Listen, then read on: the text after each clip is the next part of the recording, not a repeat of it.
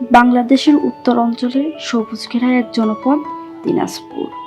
এই জেলার নাম শুনলেই সবার আগে মনে পড়ে মিষ্টি, রসালো আর সুগন্ধি এক ফলের কথা, লিচু।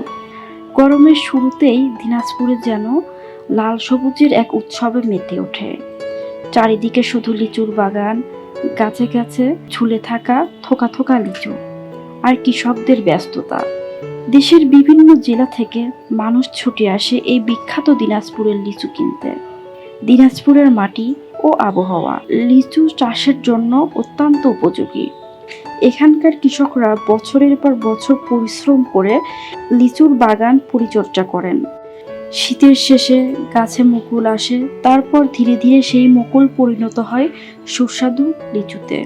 বিশেষ করে বোম্বাই, মাদ্রাজি ও চায়না থ্রি জাতের লিচু এখানে অনেক জনপ্রিয়।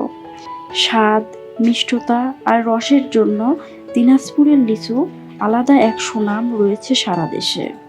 একজন কৃষকের কাছে লিচু শুধু একটি ফলই নয়, এটি তার স্বপ্ন ও জীবিকার অংশ। ভোর থেকে রাত পর্যন্ত তারা বাগানে কাজ করেন যেন প্রতিটি লিচু হয় সুন্দর ও সুস্বাদু। তবে লিচু চাষে রয়েছে নানা চ্যালেঞ্জও। প্রাকৃতিক দুর্যোগ, অতিরিক্ত গরম কিংবা ঝড় বৃষ্টি অনেক সময় কৃষকদের ক্ষতির মুখে ফেলে। তারপরও তারা হার মানেন না, কারণ এই লিচুই তাদের পরিবারের হাসির কারণ।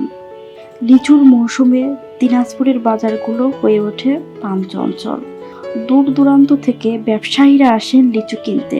ট্রাকে, ভ্যানে এবং পিকআপে করে দেশের বিভিন্ন অঞ্চলে পৌঁছে যায় এই বিখ্যাত ফল। শুধু দেশের বাজারেই নয়, দিনাজপুরের লিচু বিদেশেও রপ্তানি করা হচ্ছে, যা দেশের অর্থনীতিতেও গুরুত্বপূর্ণ ভূমিকা রাখছে।